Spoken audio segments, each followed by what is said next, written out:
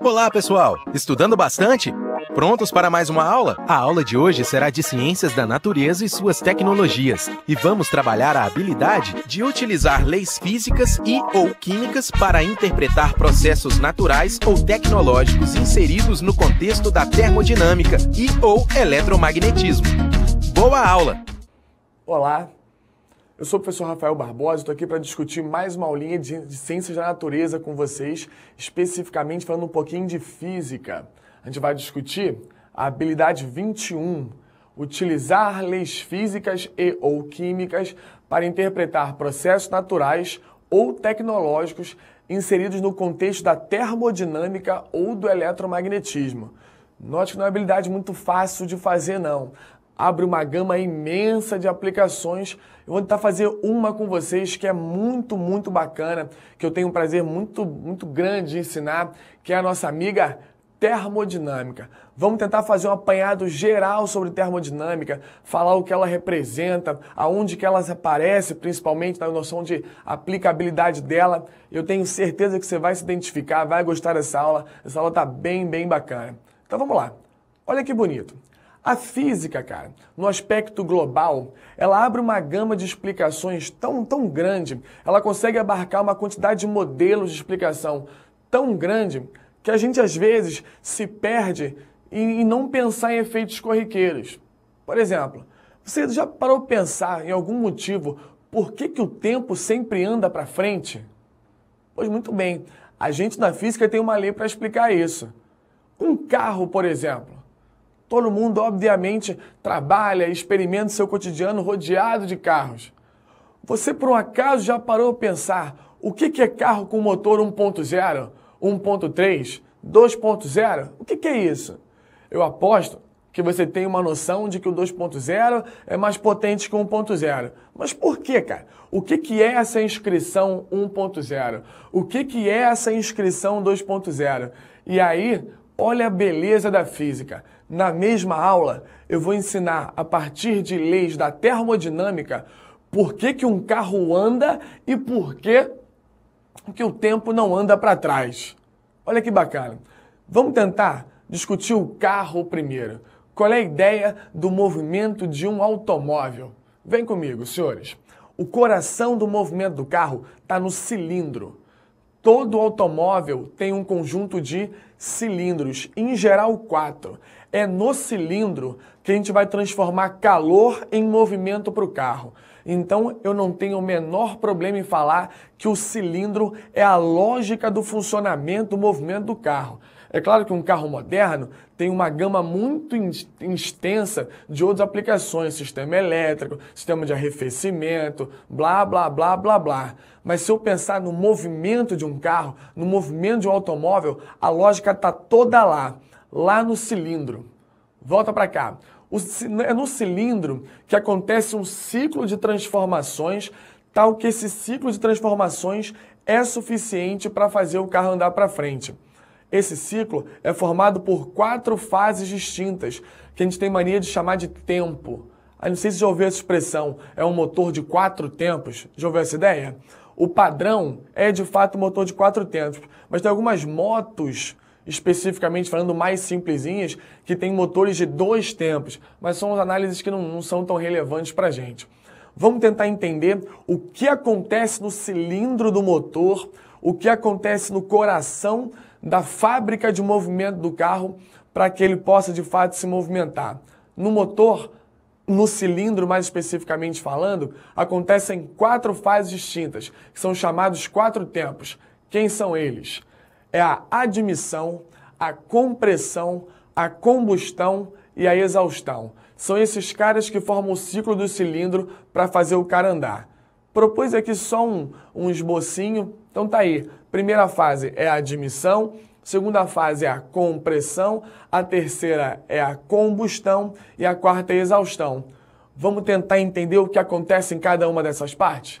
Vem na admissão. A admissão é bastante simples. Num dado momento, abre-se uma ou 2 válvulas do cilindro e isso permite a entrada de ar e combustível, seja gasolina ou álcool. No que diz respeito a diesel, a gente vai falar um detalhezinho mais na frente. Esquenta não.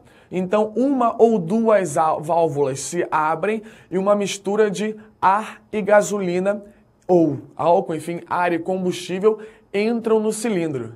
E aí, senhoras e senhores, a gente vai responder a primeira pergunta proposta no início da aula.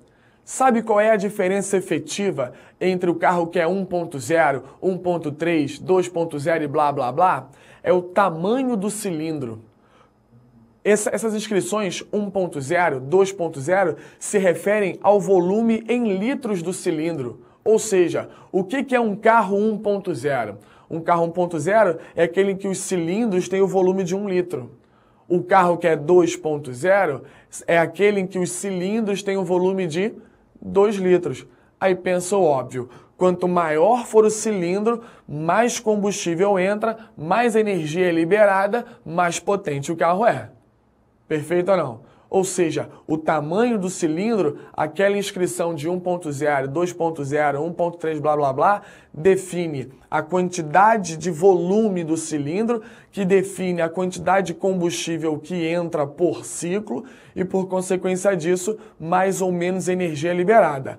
Óbvio que esse aumento de potência, esse aumento de performance, se desenvolve também com aumento de consumo. A sua experiência prática te faz crer que isso é verdade, né?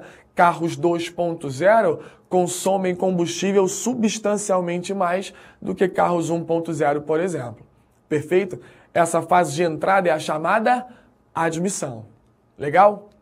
Segunda fase é a chamada compressão. Vou até voltar naquele primeiro desenho para você tentar entender. Na compressão, senhoras e senhores, essa mistura de ar e combustível é comprimida. O desenho te mostra isso aí bonitinho. No segundo caso, o êmbolo comprimindo a mistura de ar e combustível. Pois muito bem, qual é a minha ideia ao pressionar, ao comprimir a mistura ar-combustível? A minha ideia é fazer com que a pressão, a densidade e a temperatura dessa amostra aumente. Ou seja, a perspectiva de compressão é para modificar alguns efeitos fisiológicos da mistura ar-combustível. No caso de motores a diesel, por conta das propriedades químicas do combustível, esse processo de compressão gera a explosão do combustível. Isso, naturalmente, como um bom processo de explosão, gera calor. Essa perspectiva de fazer a mistura ar-combustível explodir sempre vai acontecer. Vai ser a terceira fase, a fase da exaustão, que a gente vai falar daqui a pouquinho. Mas no caso de motores a diesel, a própria compressão já é suficiente para fazer isso. Tranquilo? Vamos para a terceira fase. A terceira fase é a chamada combustão. Então, como é que é a ideia? Ar e combustível entraram na fase da admissão. Foram comprimidos por um êmbolo na fase da compressão. O que vai acontecer agora? Existe uma estrutura diretamente ligada ao cilindro que é chamada vela. Pois muito bem, a vela está ligada ao sistema elétrico do carro e produz uma centelha, produz uma faísca. Essa faísca, em contato com aquela mistura comprimida, gera uma explosão suficientemente intensa. Aí pensa, quando aquela mistura explode, isso gera uma grande quantidade de energia térmica, de calor, e o processo de expansão da mistura pega aquele mesmo êmbolo que a gente já discutiu e joga ele para baixo. Ou seja, ele foi comprimido, mas por conta da centelha ele explode e joga o êmbolo para baixo. É esse movimento do pistão, é esse movimento do êmbolo para baixo que faz o carro andar. É esse movimento do pistão que, por uma consequência de transmissão ao eixo de direção do carro, faz o carro andar. A gente fala que, nesse caso, houve a realização de trabalho sobre o carro que promoveu o seu movimento. Ou seja, é nesse momento, no momento da explosão, em que o êmbolo desce e essa transmissão é, de fato, obtida, experimentada pelo carro sob a forma de movimento. É nessa hora que a gente transformou o calor da explosão em energia de movimento, em energia cinética para o carro. Agora pensa, acabou? Não. Tem a quarta fase, a chamada fase da exaustão, que alguns autores preferem chamar de escape. A ideia é, essa mistura ar-combustível, uma vez submetida à combustão, não pode sofrer uma segunda combustão, ou seja, essa mistura passa a ser inútil.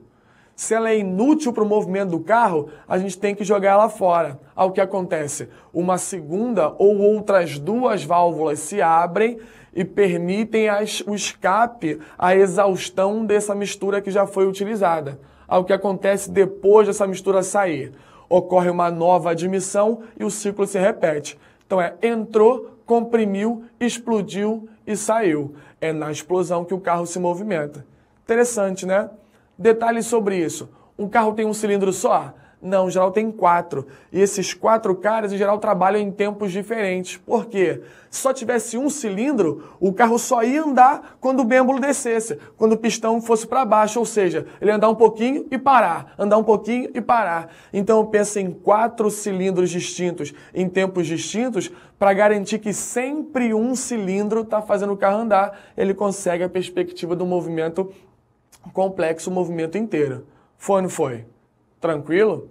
Sobre as válvulas, as que permitem a entrada e a saída, em geral são 2 por cilindro, num total de 8. Mas podem ser 2 por cilindro, num total de 16. Nesse caso, o motor é um pouco mais eficiente, a performance é um pouco melhor. É o carro que tem 16 válvulas. Eu tenho certeza que você também já ouviu essa expressão.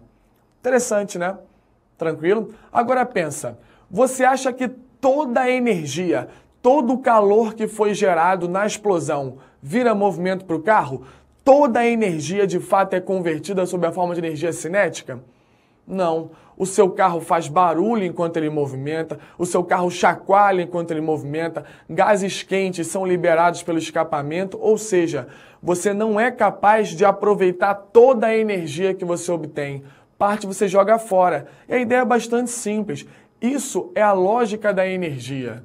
A energia não aparece do nada, não vai embora do nada. A energia sempre se conserva, ela sempre se transforma.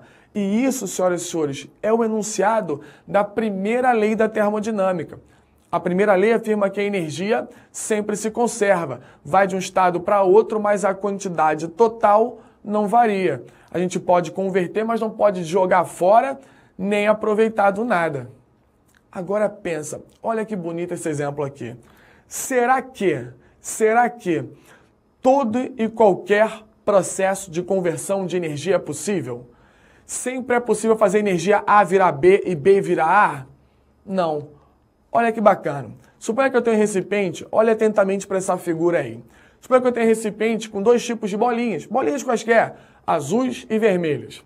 Aí eu peguei esse recipiente, chacoalhei. Perceba que o ato de chacoalhar é gastar energia, concorda comigo ou não? É transferir energia. Então eu chacoalhei, gastei energia, transferi energia e as bolinhas arrumaram um arranjo semelhante a esse. Ou seja, elas estavam arrumadinhas e se desarrumaram. Algum problema, senhores? Pergunta simples que eu te faço. Você acredita que sozinha essas bolinhas desarrumadas poderiam se rearrumar e me devolver a energia que eu gastei? Claro que não. Mas pensa, se eu pude gastar energia para desarrumar, por que as bolinhas não poderiam se arrumar e me devolver a energia? Se vale a ida, por que não vale a volta? Porque simplesmente não vale.